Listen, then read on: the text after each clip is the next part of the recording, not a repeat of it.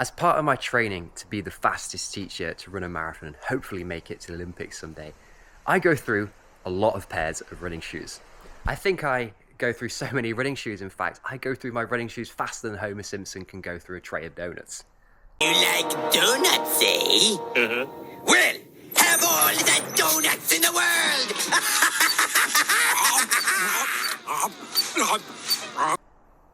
So I've just collected my running shoes just behind me, well, just in front of me even. And yeah, that's all the running shoes that I've really used this past year or so. There's quite a lot there. I think there's 22 pairs of running shoes, which is a lot. And you definitely don't need 22 pairs of running shoes to run your best and run well. For me, that's kind of a rotation that's built up over the year. So there are some shoes there that I don't run in anymore. I've gone through them, I've worn them out for my running needs. But there are equally some shoes there that are fairly new too. But most shoes, I would say, have in that rotation some form of moderate wear in them. And I know that since I have so many miles to put in my training, that the more running shoes I have, the more I can spread those miles out. And so I don't need to essentially replace my running shoes super often. Usually I replace one pair of running shoes pretty much once a month or so. I am keeping track of the shoes, but I generally like to put 300 miles in at least every shoe. But there are some shoes out there which last longer, and there are some shoes out there which don't quite last that time. But 300 miles, I think, is a really good standpoint for really getting the best out of each running shoe. And for most people out there, well, 3 or 4 shoes is really all you need in your running rotation. Really a shoe for each of these categories: daily trainer, recovery shoe, a speed shoe, and a race shoe. So that's the only real 4 shoes that we need, and pretty much all shoes out there on the market fit into one of those 4 categories. So I think without further ado, with the paddling pool in the background, and I want to probably jump in that later because it's quite warm today, let's get on to the daily trainers. So daily trainers, these are the shoes where I'm doing most of my miles in, most of my easy miles during the week. Really what I'm after for a daily trainer is something that's comfortable, feels fun to run in it for those easy, steady paces, and yeah, that's really it, really. And probably won't break the wallet too. So if I can pay half the price for one daily trainer that's going to give equal performance as a daily trainer twice the price, well, of course I'm going to go for the cheaper daily trainer out there.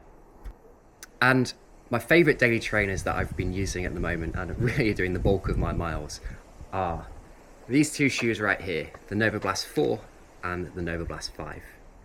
So Novablast 4 and the Novablast 5 are my favorite daily trainers at the moment because I find them both very comfortable. Novablast 5 slightly more comfortable than the 4 with that softer foam, but they also won't break your bank. I've got picked this up for about $110 and this one up for about £90, so it's pretty much the same price as one in the States, this one in the UK. And yeah, I don't really have much bad things to say about them. They give me everything that I really want from a daily trainer. And yeah, they do have slightly different rides, but yeah, I think I really alternate between these 2 a lot, and they're both really great shoes, and I recommend them to all runners out there. And the other thing that I really like about the Novablast 4 and 5 is they're both very durable shoes. I have 300 miles in my Novablasts, and other than a little bit of wear on the exposed midsole, it still looks really good and it still feels strong. And Novablast 5s, I put 200 miles on because I've got these more recently, and they still feel pretty good. So I see getting plenty of miles out of these 2 shoes, which is really what I want from a daily trainer. I want something that's durable, in addition to feeling comfortable and won't break my bank. I think my next favorite daily trainer has to be the Topo Spectre 2. This one has a bit more of a lower heel to toe drop. This has a 5mm heel to toe drop and much more of an anatomical wider toe box, and it utilizes the Pebax foam too. And what I find with this shoe can really do all paces, and if you're a real fan of like ultra shoes or natural feeling running shoes, this is the one shoe to really do it all. I've taken this for long runs, easy runs. It's really just been a great shoe. And yeah, this has had about 150 miles. It's still going strong, just the exposed foam is starting to show a little bit of wear, but definitely see getting plenty more miles out of this shoe. Moving on to the next 2 daily trainers. we have the Nike Vomero 17 and the Nike Pegasus Plus. Now this one I thought would give me memories of the original Nike Pegasus Turbo, and it does. It's an all-round good daily trainer, but Nike have been behind in the running shoe daily trainer department for the past several years, and this is a step in the right direction, but it's still not a super great daily trainer out there. It's not as good as the Nova Blast for me, but it is quite good at faster paces, and I really could have put this in the up-tempo category, but I found that, yeah, this is one shoe that you can really do all training in, but it's not amazing at everything. And yeah, I paid £110 for this shoe when I got on special offer, and it's held up all right after 200 miles, so I'll probably get some more wear out of this one. But the Vomero 17, this has been one of the great daily trainers by Nike in recent years. Now, I really like the Vomero 17 as a shoe. For one, it's on special offer because the Vomero 18 is out, and this shoe I picked from a Nike outlet for about $60, or what's that, like £45 or something, which is an absolute bargain for what you're getting in this shoe. This is my third pair of the Vomero 17s, and I've put 400 miles on each shoe, no bother. Now, it's not the most fancy daily trainer out there. It is a little bit lower to the ground than something like the Nova Blast. It doesn't offer as much cushion, but the dual density midsole here with the Zoom X on the top and the cushion on the bottom give it a nice ride, more of akin to a traditional daily trainer, but it's just really comfortable for walking in and just running in, so that's what I really like about the shoe. Now, moving on to my last daily trainer that I've used is the On Cloud Monster 2. Now, this has probably been my least favourite of the bunch to run in, mainly because it's been quite hard to get a good lockdown with the thin toe, so I've had to make sure to wear specific socks with this shoe. It is I think it's the heaviest daily trainer I own too, but it is bouncy and it does work across the board for those easy run paces and those steady run paces, and up to long runs. And I do like the 6mm heel to toe drop. It kind of feels nice. The plate, however, I'm not a huge fan of the plate. It just gives a bit more, it makes it a bit stiff for me and my preferences. And for me, what's really let the shoe down more than anything is the insole. The insole is really subpar and has ultimately led to me getting hot spots over the last few runs that I did in this shoe and made it not comfortable to run in anymore. So yeah, retired this one at 300 miles. And it is such a shame, really, because an insole for a shoe is such a thing that's very easily often neglected by some brands out there. And yeah, it really can alter the step-in feel and the comfort that you feel in the shoe. And I have tried replacing the insole, but it hasn't really made much of a difference here. But yeah, the On Cloud Monster 2, particularly because this was probably the daily trainer I spent the most on out of the bunch, this is probably my least favourite to run in. But by no means is it a bad shoe. I just think there's a few tweaks that could be made to this shoe to make it from an okay shoe to a great shoe. Now, moving on to those recovery shoes. Well, for me, I only have one recovery shoe in my rotation because I have so many daily trainers that my daily trainers, I'm putting most of my miles in them anyway and doing some of my recovery runs in my daily trainers too. But for that one shoe when my legs are absolutely hammered, they're beaten, they're broken after maybe a very hard effort or a race, I always go towards this shoe. And I've had 3 versions of this shoe now, and it's worked perfectly for me, and that is the New Balance Thresh Foam More V4s. Now, yes, I know there's the More V5 and the More V6 out there. I haven't tried those because my More V4s have been really good, and I've enjoyed running in them. I've put almost 300 miles in this shoe, still going fairly strong. I think I got at least 400 or 500 miles out of my other 2 pairs. And yeah, they are the heaviest shoe I own, I think, in my rotation, but with how much foam you get here, that's not bad. And yeah, I really enjoy running in this shoe, but I tend not to wear it too much, just so my legs can get used to the pounding of the roads, because this shoe does make it a little bit easier to get in those miles, and I don't want to become over-reliant on having too much cushion underfoot. Now, moving on to those speed shoes. Well, really there's kind of 2 categories I have here, more of my track shoes and more of those tempo shoes. And so for my track shoes for the speed sessions, I've been using the Nike Street Fly 2 and the Adios 9s. Trish got me these and I enjoy them. I've had 2 pairs of Street Flies, this is my second pair. And yeah, Street Flies are just that very, very good track shoe. They're just not the most durable of shoes out there, but they are very lightweight and perfect for track reps. The Adios 9, a little bit more durable, and I don't have a kind of any shank or plating. The Street Fly has a shanking, so this gives you forces your foot to kind of be strengthened up a little bit more, but I do find these a little bit more comfortable than the Street Fly 2s. The Street Fly 2, these are the Street Fly 1s even, but the Street Flies I find are a little bit quicker than the Adios 9s. So moving on to more of those tempo speed shoes. Now, 2 shoes that I've enjoyed for the first half of this year were the Hoka Max 6 and the New Balance Rebel V4. Now, really, these shoes are very similar. Use case is very similar. New Balance is a little bit wider, a little bit softer, slightly less durable with that softer foam. Whilst the Max 6, it's got a little bit more firmer foam, a little bit more durable, a little bit narrower too. I had to get mine in a wide size just so it could fit my feet.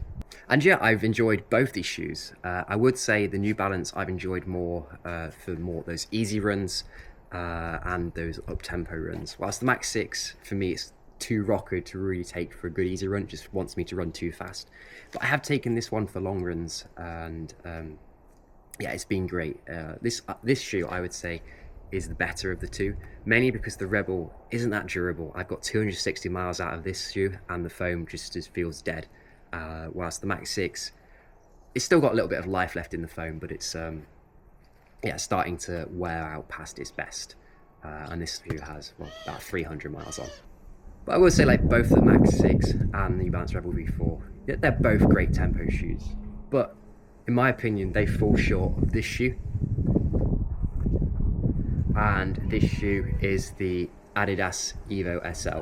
This shoe is just far superior in every way. It's it's lighter than the Max 6. The Rebel, I think, Rebel V4 slightly lighter, but not by much. But it's got so much more of a higher energy return, so much more bouncier, it's more durable, all for the same price. And yeah, I've enjoyed running this shoe. Who hasn't enjoyed running in this shoe?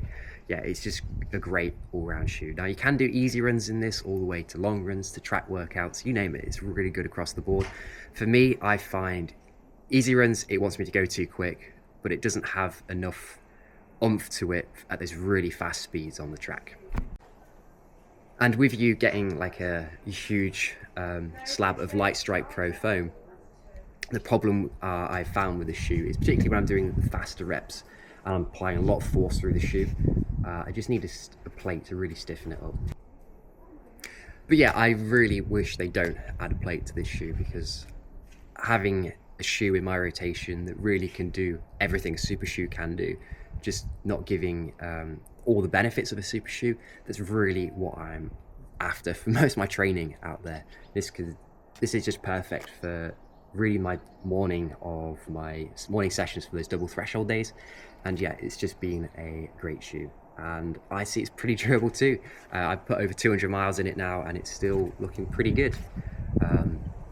So yeah, Evo SL is probably the best running shoe out there on the market for its price. Now, there is one other speed shoe that I currently use in my rotation, but I use this shoe more for kind of those maybe long runs, on those up-tempo long runs, more than anything, and that is the Hoka Mach X. So I picked these up on special offer because it's a fairly old shoe now. I think we're on the Mach X3 is it out? So yeah, it's, for me, the Mach X, it just felt good for those slightly long runs with a bit of a pickup, where I'm not wanting to wear a super shoe too early on in the training block. And yeah, it's fairly durable, put about 150 miles in this shoe, still going strong. But yeah, I still think the Evo SL is better for what you're getting in this shoe. Even though you are getting race foam and a plate, I still prefer the Evo SL. Now, the one problem I have with the Mach X, it is fairly heavy for a tempo trainer, but for really up-tempo long runs, which is my main use case of the shoe, it's kind of perfect. It's giving me a little bit more energy return and a little bit more, a little more of a faster shoe than my daily trainers out there. Plus, with that extra weight, it kind of strengthens up my legs for those up-tempo long runs. To then, when I switch into super shoes for some Marathon Pacific long runs, it just feels so much faster and so much easier. And speaking of super shoes, it's now time to move on to those racing shoes and those carbon fiber plated running shoes. But first, we've got to talk about the one shoe which it doesn't have a carbon fiber plate in. And that shoe for me is the Adidas Takumi Sen 8. So again, fairly old shoe. Again, pick them up on special offer. I've used these for a couple races, mainly just those sort of like grass races or park runs on grass sort of thing.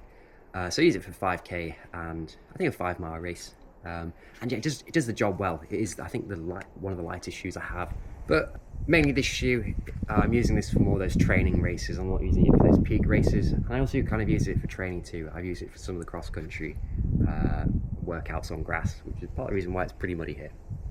But yeah, there's other shoes out there that I'd much rather out and out full sender racing and try and go for a PB on the roads. My next super shoe is the Saucony Endorphin Pro 4. Now this shoe for me, I would say, is the best super shoe for most runners out there.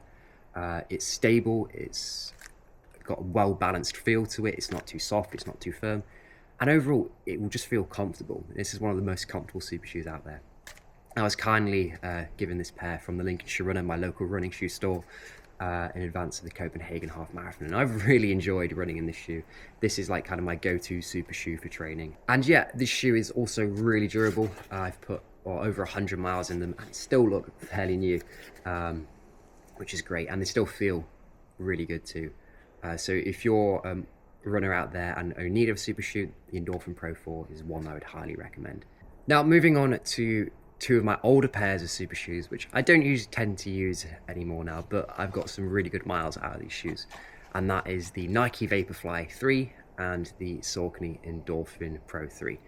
Now these shoes were the main shoes that I used in my final season at USF on the track. Vaporfly 3, love this shoe for those particularly those 400 workouts on my double T days, and yeah, it's a really good training shoe. Racing shoe, it's pretty good. You know, it's fairly lightweight, but I wouldn't say it's the fastest racing shoe out there. The Endorphin Pro 3, this is a great shoe and I've really enjoyed running it in this shoe. The only downside I've had with this shoe is it is pretty aggressive of a rocker and a feel to it, and your calves and Achilles definitely do feel it when you really run fast in this shoe. And this super shoe now, the Endorphin Pro 3, is kind of an old running shoe. And I do find, for me, the foam isn't as good as some of my other super shoes out there. The foam in the Endorphin Pro 4 I much prefer. It's got a bit more of a leg-saving effect and a bouncier feel, in my opinion. This just has a little bit more of an aggressive feel to it. Now, we are now moving on to my favourite pairs of super shoes. Now, first up, we have the Adidas Adizero Pro 3. This shoe, it's just a top tier super shoe for both training and racing. You can do everything in this shoe. I've taken it from a 5k up to the marathon, and yeah, I've enjoyed running it across the board. Now I will say for the marathon, for me it does hold a little bit too firm and doesn't quite protect the legs as much as other shoes I have. But it's just really good for training, and you know, I've had some really good and fun races in this shoe, and it's a little bit red from the track where I wore it just a couple of days ago. And yeah, it's comfortable too, and the best thing is that when I ran this for the marathon, I didn't really get any blisters too, so that's always a big plus. And with the carbon fiber rods in this shoe combined with the geometry, it kind of gives you a really good rocking sensation. So really when you pick up the pace, it feels like this shoe's really want to propel you forward. And yeah, it is a fast shoe. The more you put into the shoe, kind of the more you get out. And yeah, it's very durable too. I've put 100 miles in it, and other than the redness from the track, there's like literally zero wear. It is probably more durable than some of my daily trainers out there. Now moving on to the next super shoe, well, it's actually the upgrade to the later model from the Adidas Adizero Pro 3, and that is the Adidas Adizero Pro 4. I think that's a bit of a tongue twister there. So the Adizero Pro 4 I raced the Newark Half Marathon in, and I've also raced in the Basel Bash in this shoe. And yeah, I really have enjoyed this shoe. So for me, this feels more of a race shoe than the Pro 3. The Pro 3 feels a little bit more for training. It's the Adizero Pro 3, should specify that because there's two Pro 3s and Pro 4s in this video. So yeah, I really find that this shoe is fast, and it is a fairly light super shoe, lighter than the Pro 3, which is always good. And yeah, it's very comfortable for me too. And that leg saving effect that I get from this shoe is similar to kind of the Vaporfly, and almost as good, I would say, as the Alphafly. And so far, durability wise, it's holding up good. I don't know if this will last as long as the Adizero Pro 3, but you know, it's still holding up pretty strong. And you know, this shoe might be the shoe of choice for the Yorkshire Marathon. I definitely will take this shoe for the Great North Run. Now, moving on to the last two super shoes, and the last two shoes in my running rotation, and they are the Nike Alphafly 2 and the Nike Alphafly 1. I'll start off by saying the Nike Alphafly 1 is a lighter shoe. I'd say it feels a little bit faster. The Alphafly 2 is a little bit more comfortable. I'd say a little bit more durable too. And yeah, is, well, almost as good as the one. It gives you like 99.9% of the performance, I would say. Now, the Alphafly, what's great about this shoe is it is kind of like that marathon shoe. And it can also work for distances below the marathon too. Really, in this shoe, what you're after is running with the best running economy you possibly can. And actually, this shoe I wore for my last marathon, the Rubidoso Marathon, and I really enjoyed it. It was great. It made 6-minute miles feel like 7-minute miles. You know, it's really that good of a shoe. It can make that feel easy. It's bouncy. It feels explosive. But the only problem with it is pretty heavy. Now, for how much foam that's there, it's not that heavy, but you know, it's heavier than my other super shoes that I have. The Alphafly 1, you know, it's similar. It is fairly heavy, but it's not quite as heavy as the 2. But yeah, you're getting unrivaled bounce out there. And ultimately, with these two shoes, it will just make running sort of those marathon paces feel easier than other shoes. So I don't know, this shoe may be the shoe of choice for the Yorkshire Marathon. We will see. But yeah, I think over the half marathon, the Adizero Pro 4 is faster for me, but I really don't know. Yes, we'll see. I've taken this shoe from for a 10K race now, earlier this year, back in February at Battersea Park, where I ran 29:22, and it worked well for that. And 440 miles were okay in the shoe. I just felt like it was much harder to pick up the pace faster than that. And part of that, I think if the shoe was a little bit lighter, I probably would have ran a few seconds a mile faster. So that's really my only one gripe with the Alphafly, is the weight. Now, of course, I do want to try the Nike Alphafly 3, given that I've had all pairs of Alphaflys at this point. But sadly, it isn't a very expensive shoe, and I have not been able to afford it. And I don't know if it's really worth it out there. But I think I will pick up the Nike Alphafly 3 with some of the race winnings that I've had over the past 2 races. I got £100 from the Bazzi and Bash, and now £200 from the Newark Half Marathon. So that may pay for a pair of Alphafly 3s. So I might pick up a pair and, you know, then do a comparison video on all 3 Alphaflys, because the Alphafly 3 has been on my radar as a shoe for a while. But equally, I know there are some other great super shoes out there, like the Saucony Endorphin Elite 2, and also some of the ASICS shoes. So yeah, I mean, I'll have some decisions to make on any more super shoes. But for now, I've really been enjoying the Adidas Adizero Pro 4 and the Alphafly 2 for really those races. The Alphafly ones I don't use for racing anymore, mainly because they are fairly worn out. So this will take some of my peak long run workouts out there, which will come over the next sort of 6 weeks or so. So that's really all I have to say on all the running shoes I currently have in my rotation. Again, you don't need this amount of running shoes in your rotation. You could probably get away with 4 out there: race shoe, recovery shoe, a daily trainer, and a speed shoe. That's really all you need. And if I was to only have 4 running shoes, I would choose the ASICS Nova Blast 5, Adidas Evo SL, the Fresh Foam More V4, and probably the Adizero Pro 4.